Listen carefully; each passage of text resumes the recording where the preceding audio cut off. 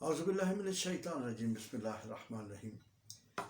ہواؤں کے توسط سے آپ کی سماعتوں اور بساطوں تک آپ کا دوست، آپ کا بھائی طارق ملک۔ دوستو، یہ ملک، یہ دھرتی، یہ دیش پاکستان لا الہ الا اللہ کی بنیاد پر بنایا گیا تھا۔ لا الہ الا اللہ محمد رسول اللہ صلی اللہ علیہ وسلم۔ تو اب اس ملک، اس دیش، اس دھرتی پر وہی قانون نافذ ہونا چاہیے تھا جو متقاضی ہے لا الہ الا اللہ محمد رسول اللہ کا۔ مگر کیا کہ بابائے قوم کو مہلت نہ مل سکی۔ محترم لیاقت علی خان بھی جلد دنیا سے رخصت ہو گئے اور خواب ادھورے رہ گئے۔ اب خوابوں کی تکمیل تو ان کے جو بعد آنے والے تھے، انہوں نے کرنی تھی، مگر وہ بھی جمہوریت کھیلنے لگے، اور اب تک یہ کھیل جاری ہے۔ اب ہم پاکستان 8ویں دہائی میں داخل ہو چکا ہے، اور دوڑیں جو ہیں وہ صرف جمہوریت کی لگی ہوئی ہیں۔ اب اس جمہوریت میراتھن کو میرے خیال میں رک جانا چاہیے، کہ جو جمہوری میراتھن چل رہی ہے 72 سال سے، اور یہاں پہ قانون وہی ہونا چاہیے جو لا الہ الا اللہ محمد رسول اللہ کا متقاضی ہے۔ جیسے میں نے پہلے کہا، ہر ماہ اربوں روپے کی تنخواہیں اسمبلی کے ارکان حضرات لیتے ہیں اور موجیں اڑاتے ہیں۔ ان کو جو سہولیات ملی ہوئی ہیں، کبھی آپ تفکر کریں تو آپ پریشان ہو جائیں گے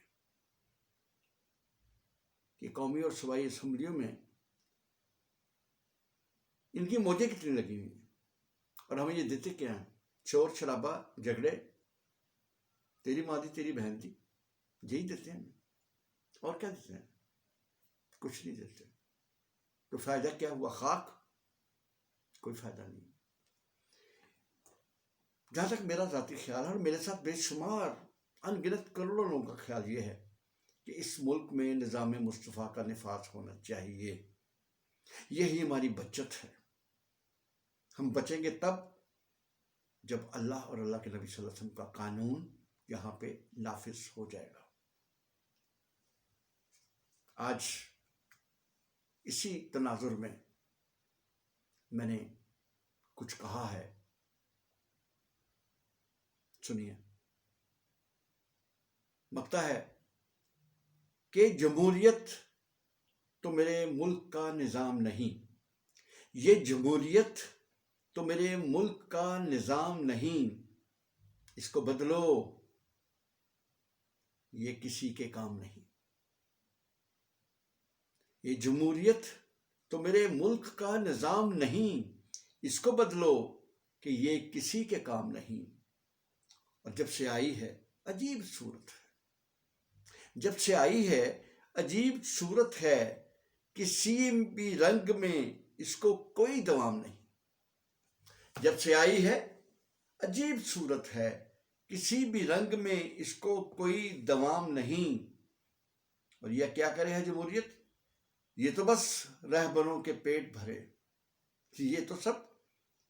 یہ تو بس رہبروں کے پیٹ بھرے، خوش آمدی اس میں کوئی ناکام نہیں۔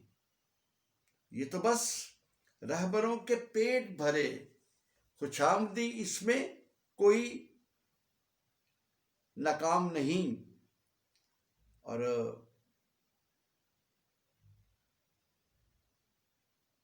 خزانہ لوٹ یہ ہر چاند گھر نکلتے ہیں، خزانہ لوٹ یہ ہر چاند گھر نکلتے ہیں، اسمبلی میں سوائے شور کوئی کام نہیں۔ اور جناب میرے دیش کو کس نے سنوارا ہے آج تلک؟ میرے دیش کو کس نے سنوارا ہے آج تلک؟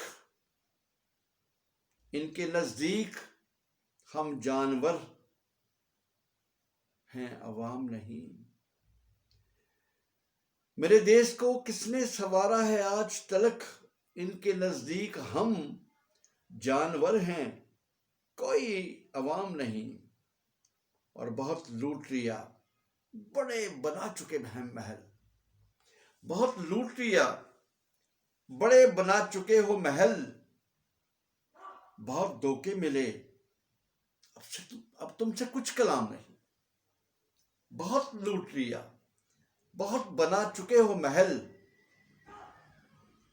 بہت دھوکے ملے، اب تم سے کچھ کلام نہیں۔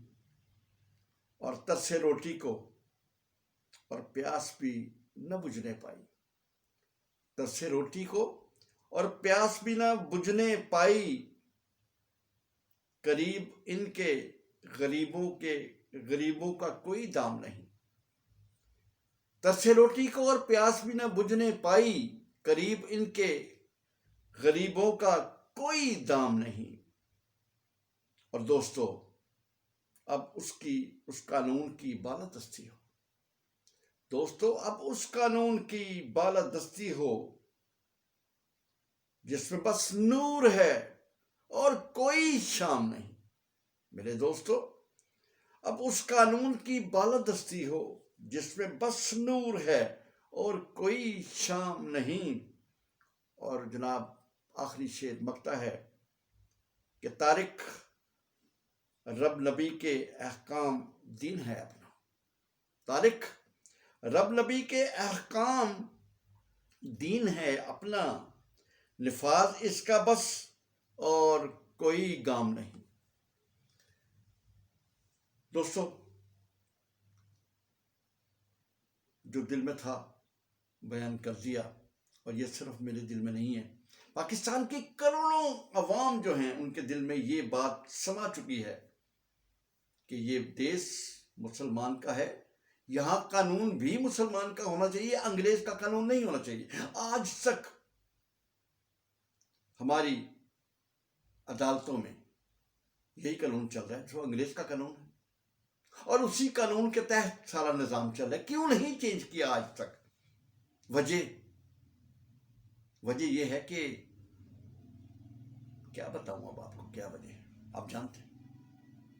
خدا را دعا اور کوشش ہم سب کو مل کے لازم کرنی چاہیے کہ اس قانون کا، انگریزی قانون کا خاتمہ ہو، اور وہ قانون آئے جو تو 1400 برس پہلے اللہ کریم نے آپ صلی اللہ علیہ وسلم کے حوالے کر دیا تھا۔